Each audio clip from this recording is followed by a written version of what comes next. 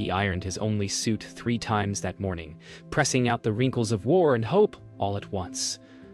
The bus ride downtown felt longer than the miles he'd walked through sand and smoke overseas. People stared. Not with curiosity, but that quiet distance that says, "You don't belong here." The glass building towered above him, clean, cold, and white, reflecting a sky too bright for men like him. Inside, every smile felt rehearsed. Every question at the reception desk carried that edge. "Are you sure you're in the right place?" He sat in the waiting area, heart steady, back straight, metal tucked in his folder like a secret he no longer bragged about. When they finally called his name, the man across the desk didn't look up right away. He scanned the resume, sighed softly, and spoke with that practiced tone of polite dismissal. The soldier's voice was calm, respectful, humble. But when the metal slipped from the folder and clinked against the table, silence wrapped around them both. The interviewer's eyes froze, reading the engraved name. His face went pale, his world suddenly smaller. 2 men, strangers seconds ago, now bound by something neither of them had expected. The life of one man's brother. The silence between them thickened, stretching across the polished desk like a battlefield of its own. The metal sat there gleaming under the sterile light, a small circle of truth in a room built on polite lies. The soldier's voice stayed even as he reached to pick it up, saying he didn't mean to drop it. But the other man's hand stopped him mid-motion, trembling just slightly. Their eyes met, and something unspoken passed between them. Recognition. Fear. Memory. The interviewer whispered a name under his breath, one the soldier hadn't heard in years, and for a moment, the war came back. Dust, noise, blood, a voice shouting for help. The soldier straightened in his seat, unaware of the storm he'd just unleashed.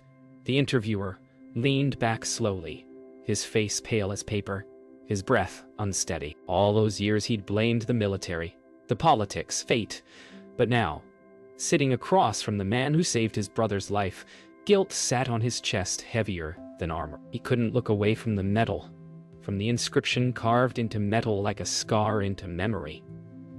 He asked in a whisper where the soldier had served. The soldier's answer was simple, stripped of pride, a desert no one remembers but those who bled there. The air turned thin, every second dragging.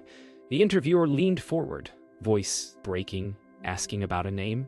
One name. The soldier paused, nodded slowly, his eyes lowering as if honoring a ghost. That was the moment the truth crushed him. The brother he'd lost, the letter he'd received, the folded flag, all tied to this man who sat across from him now, wearing a suit instead of a uniform. The soldier spoke softly about that day, not as a hero, but as someone who'd simply refused to leave another man behind. The interviewer listened, speechless, realizing the man he had just doubted was the reason his brother had ever come home at all. Time slowed inside that office. Outside, the city carried on. Car horns, footsteps, laughter. But in here, everything froze. The interviewer stood up and turned toward the window, hiding the tears burning behind his eyes. He muttered that he hadn't known, that he hadn't meant to judge. The soldier said nothing. He didn't need to. The truth already filled every corner of that room. For the first time, the interviewer saw more than a resume, more than skin. He saw a man who'd carried his brother out of fire and bullets, and now he'd nearly turned him away for being unqualified. Shame clung to him like smoke. The soldier rose quietly, thanked him for his time, and reached for his folder. But before he could leave, the interviewer stopped him again, not with authority, but with trembling humility, and asked him to sit just once more. He sat back down, though part of him wanted to walk away forever. The interviewer apologized, not in words rehearsed for meetings, but in fragments of truth that cracked his voice. He spoke about his brother, about the letter that said, "A brave soldier saved him," never knowing who that soldier was. The veteran listened, his eyes lowered, as if remembering every scream, every explosion, every heartbeat that refused to stop that day. He said he didn't do it for medals, and certainly not for thanks. He did it because someone's life mattered, even when the world didn't think his did. The interviewer nodded, tears falling freely now. He promised to make it right, to offer what should have been given from the start: respect. When the soldier finally stood, the medal in his hand caught the fading sunlight and reflected it across the glass walls. A single flash of truth shining through years of quiet injustice. The desert wind screamed like a wounded thing, cutting through the air thick with smoke and dust. Sand mixed with blood. Gunfire echoed against broken stone, and the world blurred between life and death. The soldier moved fast, low to the ground, heart pounding steady as if it had learned to ignore fear. He shouted commands no one could hear over the chaos. Every step forward was a choice between dying and saving someone who didn't look like him, but still called him brother. The explosion that tore the sky open threw him into a wall of heat and dirt. But he rose again, coughing, eyes searching. A young man lay ahead, bleeding, pale, whispering for help. Without thinking, he ran, crawling, dragging, pulling. The smell of gunpowder and metal filled his lungs. The bullets didn't stop. He didn't stop. Somewhere behind him, someone yelled his name, but he only heard the weak voice in front of him calling out, begging not to be left behind. He didn't feel the pain at first, only the heat and the ringing in his ears as he dragged the young man across the dirt. Each breath tasted like smoke. He yelled for cover, waved for backup, but no one came. Too much fire, too much fear. He kept going, pulling, crawling through the storm. The younger soldier's voice cracked, whispering that he couldn't move his legs. The older one just said, "You will," even though he wasn't sure himself. Bullets sliced through the air, close enough to feel the heat on his cheek. He used his own body as a shield, pressing forward inch by inch until they reached the broken remains of a vehicle. He leaned back against the metal, heart pounding, the sound of war fading for a moment as he looked at the man he'd just saved. Barely alive, but breathing. He pressed his hand over the wound, whispering that help was coming. The boy's breathing was shallow, but his eyes stayed open, locked on the soldier's face, as if that alone kept him anchored to life. The older man looked around. The world was smoke and ruin, but through it came faint shouts, the sound of his unit closing in. He grabbed his radio, voice hoarse, calling out coordinates between coughs. The dust burned his throat, his eyes stung, but he didn't move from the boy's side. When the medics finally reached them, they shouted his name, pulling him back, trying to check his own injuries. But he shook them off, pointing at the younger soldier instead. Only when the helicopter's roar grew near did he allow himself to sit, chest rising and falling with exhaustion. For a second he smiled, not out of pride, but relief that one more man might make it home. When the helicopter lifted off, the wind whipped against his face, carrying sand like tiny blades. He stood watching as the medics loaded the boy onto the stretcher, his chest barely rising under the bandages. One of the crew shouted something to him, but the words drowned in the engine's roar. He just nodded, lifting his hand in silent acknowledgement. The rotors spun faster, drowning the world in dust and thunder. For a moment he saw the boy's hand twitch, a small wave before disappearing inside. The soldier turned away, blinking hard, his eyes burning not from the sand this time, but from everything he'd seen and couldn't unsee. Behind him the battlefield smoldered. Another day survived. Another piece of himself left behind. Later that night, beneath the desert stars, he sat alone outside his tent, holding the medal they'd just placed in his hand. It felt heavy, too heavy for something made of metal. Around him, laughter echoed faintly from the others who'd survived the day. But he couldn't join them. He turned the medal over, reading the engraving again. Not his name, but the one he'd saved. He thought of the boy's pale face, his trembling voice, the fear in his eyes. He didn't think of glory, or victory, or God. Just life. Fragile, random, and costly. Somewhere across the desert, the night wind carried faint music from the camp, but he stayed still, eyes lost in the stars. He had done his duty. He had saved a life. Yet somehow, it felt like he'd left a part of his own behind in the sand. The sound of the past still echoed in the room, even though the war was long over. The soldier sat quietly, his eyes fixed on the city outside, where people hurried through lives untouched by gunfire or loss. The interviewer still couldn't speak. His mouth was dry, his thoughts tangled between shame and awe. Everything he thought he knew about fairness, about judgment, about what a man should look like to earn respect. It all cracked under the weight of that metal. The silence felt endless until the interviewer finally whispered, asking how it had happened. The soldier spoke softly, voice steady, stripped of drama. He said it wasn't about bravery, it was about duty. He had saved the man because that's what you do when someone calls for help. The interviewer listened, each word carving into him like truth sharpened by pain. He realized the man across from him had already passed every test that life could give, except the one being judged for his skin. He asked if the soldier ever kept in touch with the man he saved. The soldier shook his head slowly, saying that sometimes it's better not to look back, because memory can be heavier than war. The interviewer nodded, swallowing hard, the name of his brother sitting like stone in his throat. He wanted to say it, to tell him that the boy he pulled from the fire was his family, his only brother, but the words wouldn't form. Maybe it was fear, maybe shame. Instead, he asked if the soldier still had pain from those days.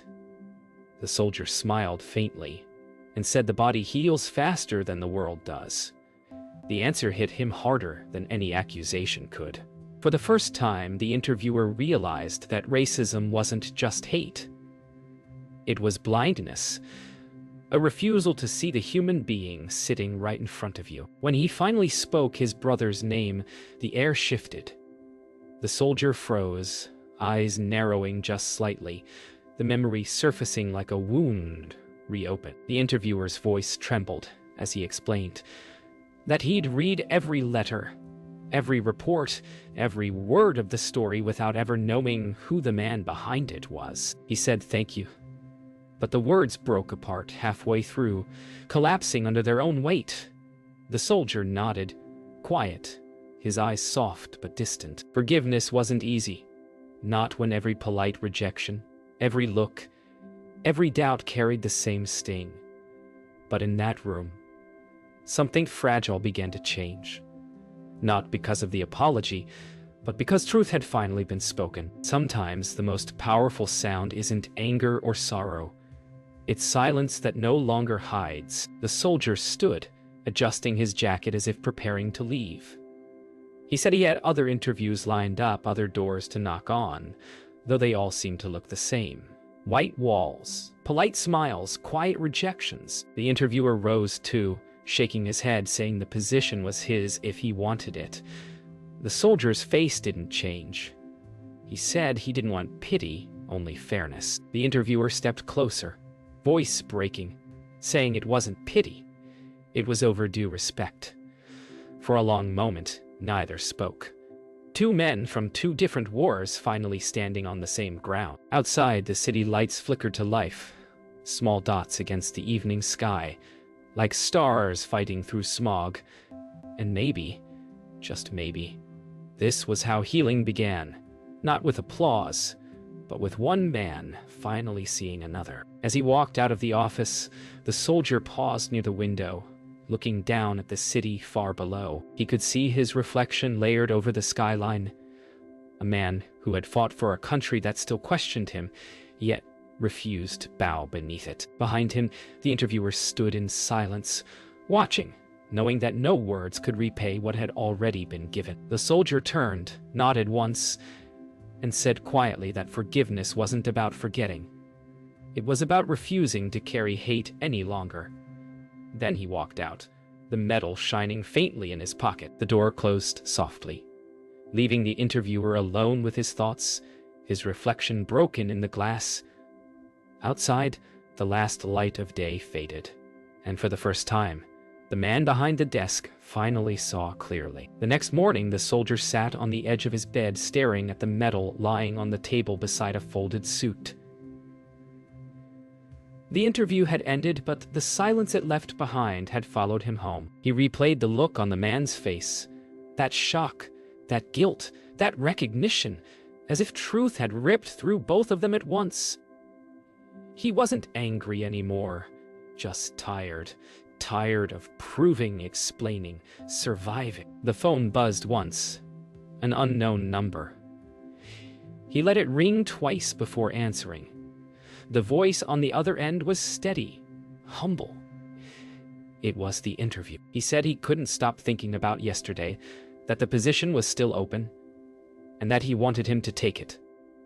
The soldier didn't respond right away. He looked out the window at the gray morning sky and wondered what it meant to be, accepted only after being seen through the lens of sacrifice. He met the man again that afternoon.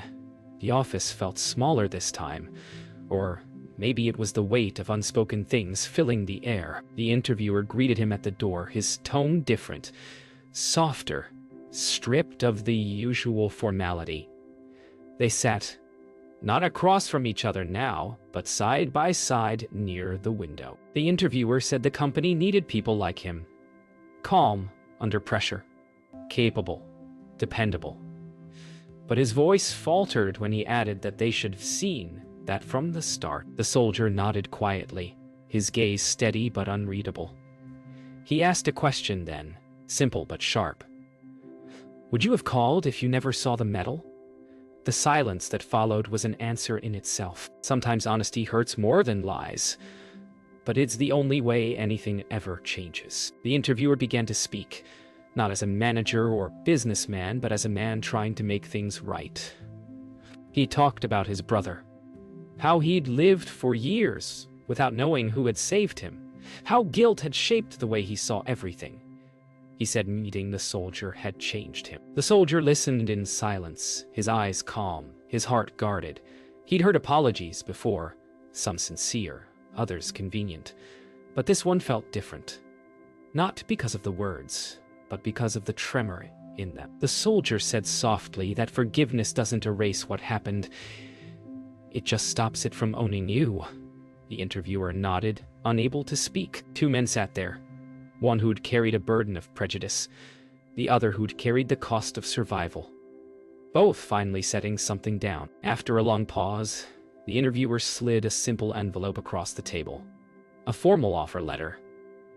The soldier didn't touch it right away. He stared at it as though it carried more weight than any document should. The interviewer explained that it wasn't charity, it was recognition. He said he believed the company needed voices like his, people who'd seen the world at its harshest and still believed in decency. The soldier finally took the envelope, ran his thumb along the edge and slipped it inside his folder beside the medal. He said he'd think about it. The interviewer smiled faintly and replied, "Take your time. I just hope you come back." And in that moment, the office no longer felt like an interview room. It felt like a place where a wall had quietly crumbled. As the soldier left the building, the air outside felt different, lighter, quieter, almost forgiving. He stepped into the late evening light, the medal tucked safely away, the offer letter pressed against his chest. For the first time in a long while, he didn't feel invisible. People passed him on the sidewalk, each lost in their own rush, unaware of the quiet victory walking among them. He looked up at the sky, soft shades of orange fading to blue, and smiled faintly. He didn't know if he'd take the job. Maybe he would, maybe he wouldn't. But he knew one thing. He had changed something, not through anger, not through argument, but through truth. And sometimes that's the only war worth winning. The week passed in stillness. The soldier spent his days walking through the city, resume in hand, heart lighter but unsure. Every reflection in a window reminded him of the office, the look in the man's eyes, the truth that had finally been spoken aloud. He thought about what the medal really meant. Not a symbol of war, but of humanity. One morning, while sitting at a cafe, he unfolded the offer letter again. The paper felt less heavy this time. He could almost hear his mother's voice reminding him that pride doesn't feed you, but peace of mind does. He smiled faintly, folded the letter neatly, and slipped it back into his jacket.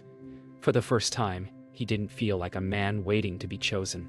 He felt like a man deciding for himself. He finally walked back into that building, not as someone seeking approval, but as someone reclaiming his worth. The receptionist smiled, recognizing him, and for the first time her voice carried warmth instead of formality. The elevator ride felt shorter this time, the air lighter. When he stepped into the office, the interviewer rose immediately, relief softening his face. There were no grand speeches, no formal greetings, just two men meeting again, this time as equals. The soldier extended his hand, and the interviewer took it, both understanding that the handshake meant far more than employment. It was acknowledgement, a quiet promise that maybe things could be different, one decision at a time. The weeks that followed moved gently. The soldier worked with quiet excellence, his calm presence slowly shifting the rhythm of the office. People noticed, not his mettle, not his past, but his steadiness. The interviewer watched from a distance, humbled by how naturally respect began to replace silence.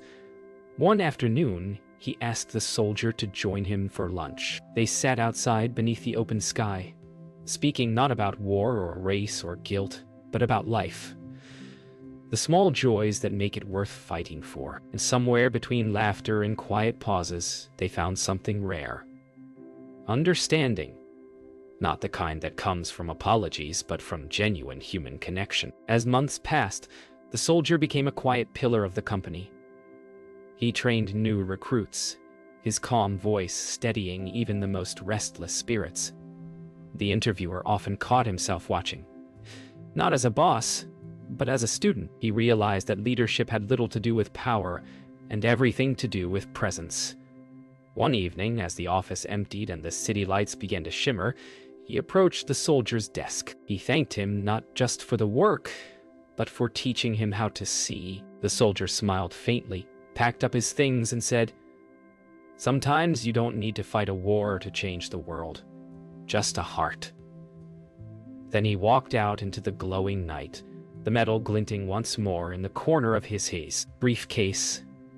Duff, Shamor, when he was thirsty.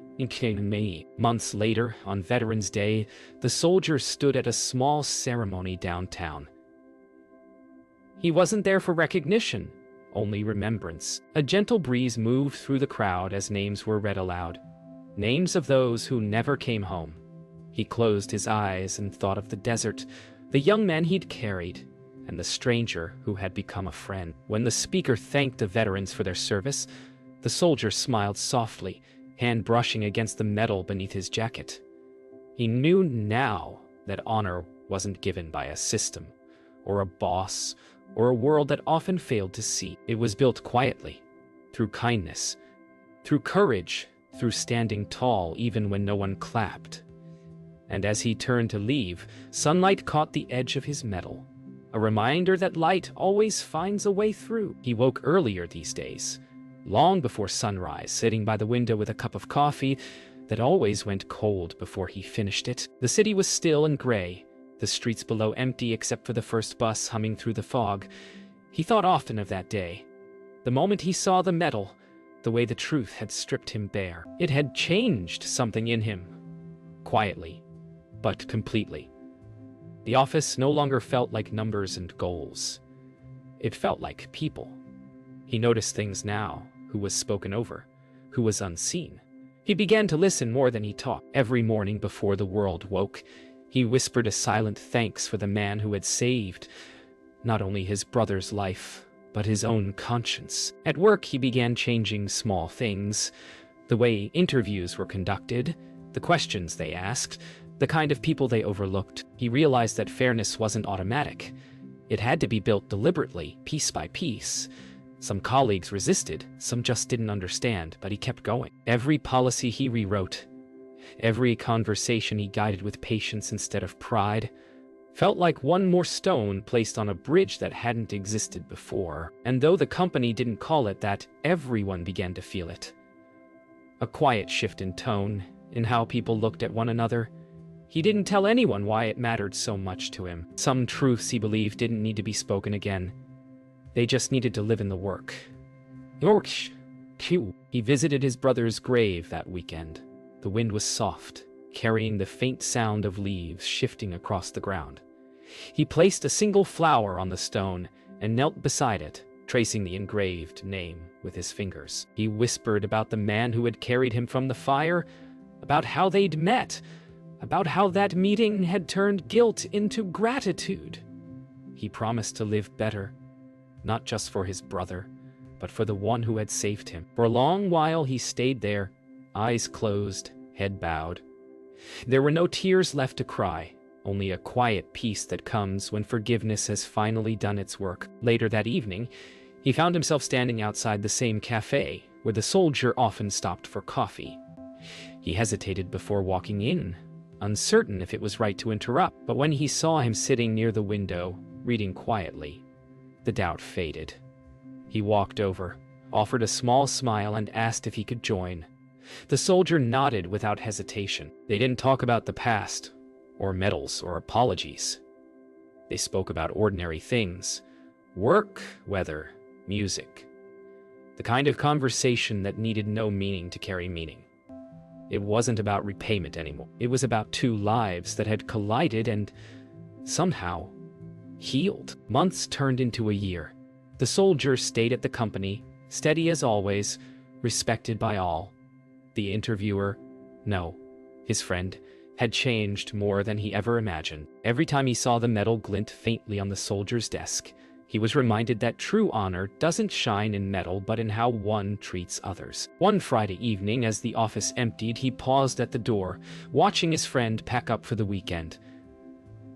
"Thank you," he said quietly. The soldier looked up, smiled, and replied, "You're welcome, for everything." Outside, the city hummed under fading light, two men walking separate paths but carrying the same peace. The world outside kept moving. Traffic, noise, deadlines.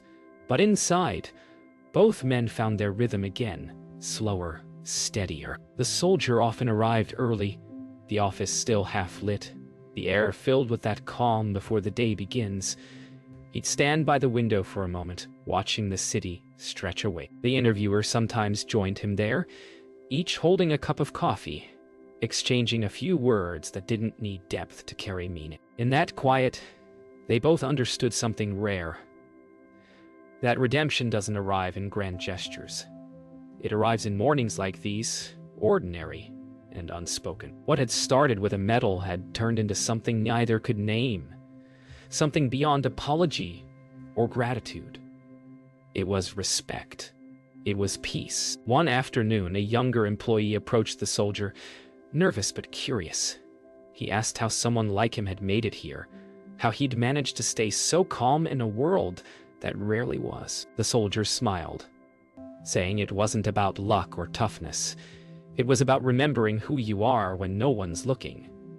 The interviewer overheard, standing near the doorway, and felt a quiet pride he couldn't explain. He realized that the man he'd once underestimated had become the quiet center of everything. The kind of person whose presence steadied those around him. And maybe that was the real reward, not the job, not the title, but becoming the proof that change was possible. Late that evening, after everyone had gone home, the interviewer sat at his desk, scrolling through old messages he'd never deleted. The one from the army, the last photo of his brother, the folded email saying he was saved by a man whose name we don't know. Now he knew that name, that face, that voice. He realized how strange fate can be, how it can circle back, turning pain into purpose. He looked toward the empty chair across from his desk, the one the soldier had sat in during that first interview, and smiled softly. That chair had once been a place of judgment.